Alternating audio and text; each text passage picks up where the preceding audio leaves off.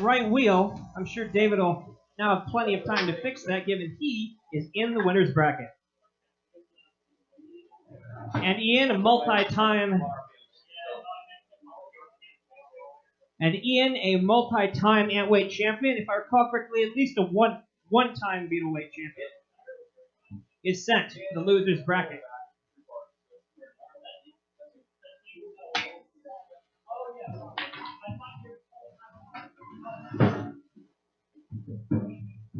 Bringing beetleweights through here. Up next is Doozer and Roadblock. On deck is Waga and Heck, now that I was looking at that. It was Waga and Apparatus. And then in the hole is I don't know who. I'm sure they'll show it momentarily. Again, if you want to follow along on the brackets, please go to challenge.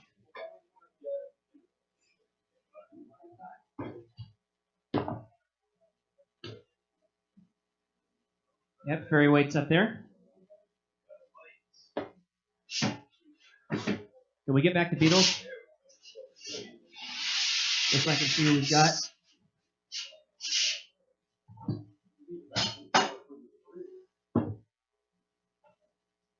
Maybe?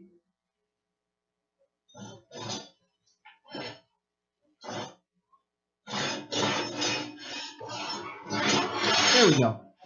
So up next is Doozer and Roadblock. On deck is Waga and Apparatus. And in the hole is Kelpie and Shish Kebab. Doozer and Roadblock. Roadblock in the blue square. And Doozer, obviously very construction-themed machine, over in the red square. Drivers, please both hit your buttons, and let's get this fight started. 3, 2, 1, fight! I know, we got two wedges fighting. People are going to immediately think, oh, well, this is going to be a snooze fest. No, it's going to be over pretty quickly. We're going to have to start counting it down. Looks like he's got stranded there on that little plow. It's happened before. 10, 9, 8, 7, 6, 5, 4, 3, 2, 1, and your winner by knockout, Doozer. Hold on. What was the one thing that you thought you'd fixed? I thought I'd fixed the wedge getting stranded. One thing that I thought I did. Well, hey, at least you have a next time. That's the good thing. You'll be able to fix that issue, and Roadblock will hopefully be blocking its way through the loser's bracket sooner rather than later. All right, back over to the brackets in question. They keep changing it. Can we get over to Beetleweight skin? There we go. All right, up next is Waga versus Apparatus. On deck is Kelpie and Shish Kebab. And in the hole is Kickback and Lionfish.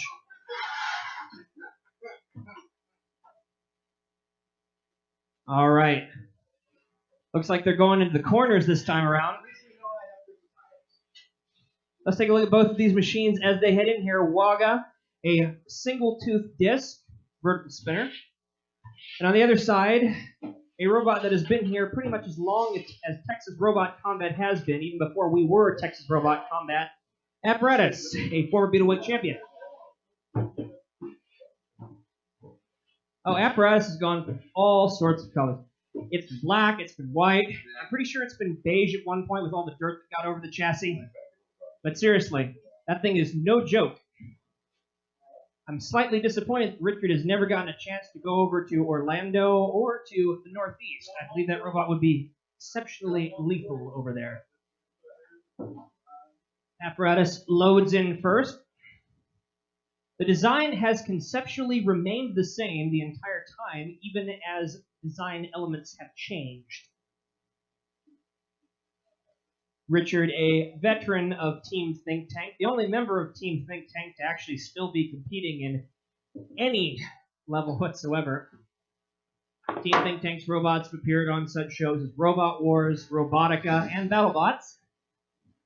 And if you want to add a little more insult to injury, he's from a team that has a robot in the Combat Robot Hall of Fame.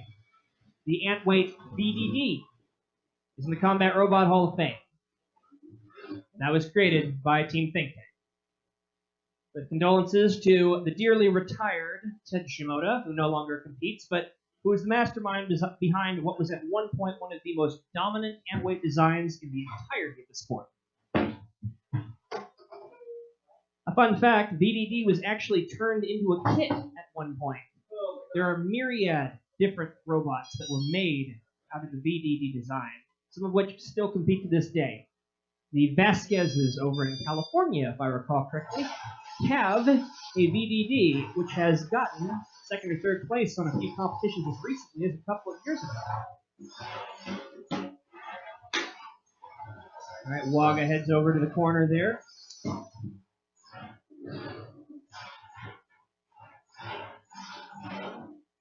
All right, getting nice in position there. Waga might have drive issues, I'm not sure. Oh, I got a thumbs up on that. That's not a good sign. All right, hit your button, and then we can get this fight started. Now, Red Screen already hit his button. No worries. All right. 3, 2, 1, fight. All right. Apparatus goes up and Waga. Ooh, having weapons issues, but those hit not really any critical damage. And even as he's been knocked back towards the pit, I don't think it's going to be a knockout fight.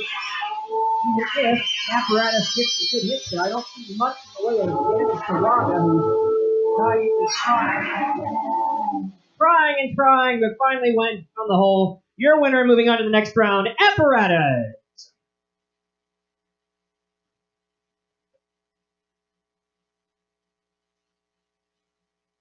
Most impressive work by the former champ in question.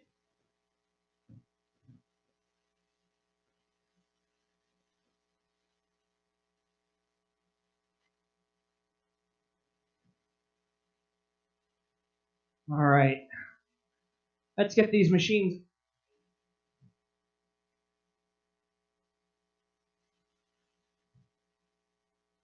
All right, so Kickback and Lionfish are on deck.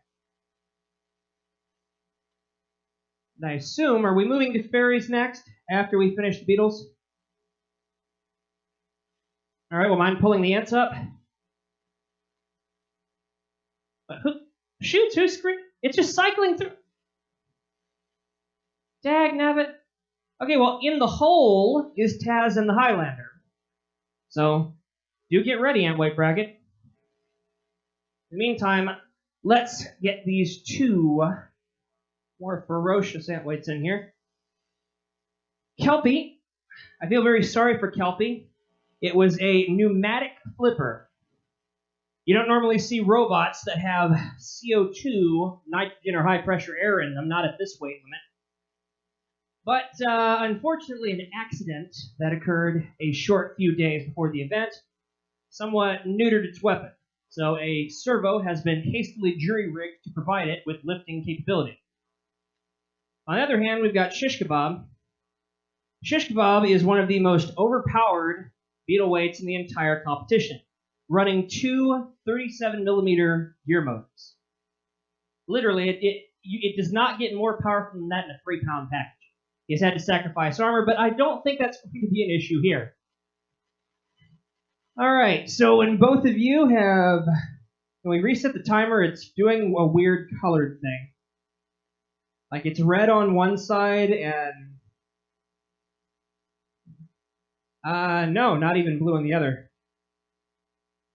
Oh, that's sort of working then.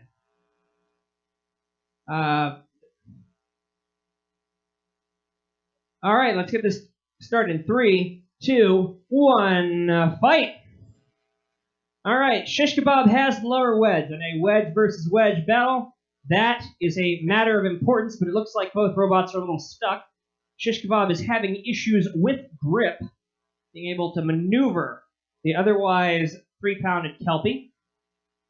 Kelpie's drive is quite nippy, all things considered, but not really much that Shish Kebab can do aside from push him. That pit over there in the corner is the closest thing to a hazard we have in this arena. Don't worry, future hazards are coming down the line. Don't you worry. Both robots trying to tangle, and there goes Kelpie. Lifter, the jury-rigged lifter does not go that far, but it's far enough to deny Shish Kebab traction. Shish Kebab, of course, realizing that it cannot allow Kelpie to get underneath, is doing whatever it desperately can. It looks like it's almost pinned there. Need more grip in those tires. Oh, and a beautiful move by Kelpie to get right behind Shish Kebab. Very nice, very effective. If he can strand in there with that lifter and get him over to the pit. Oh, and we have a wheel off. Given what was holding that on, I'll say, oh, nuts. No, nuts, not that word. And it looks like Shish Kebab has had it. You can tap out if you want, don't forget that. And we got a tap out. Your winner moving on to the next round, Kelpie.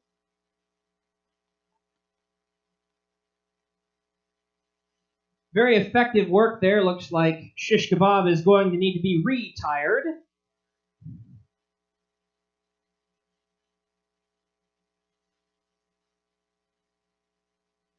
All right. Kickback and Lionfish. Are you ready to go into the arena?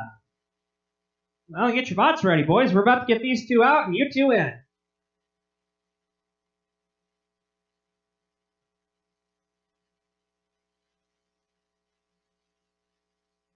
Yeah, just pinch it right there by the polycarb. That's right. Oh, yeah, there we go. Yes, the crab leg, imported from New Jersey. I think this one's from Maryland, though. Putting the safety covers over that wedge. Again, Shish Kebab does have another opportunity. That's the loser's bracket for you. The loser's bracket is hard, arduous, and absolute suffering. I pity those who must go through it. As I can attest, it is not necessarily the most enjoyable experience. All right, Lionfish and Kickback, please put your robots into the arena. And let's finish up this qualifying round. Yeah, let's finish up the qualifying round here.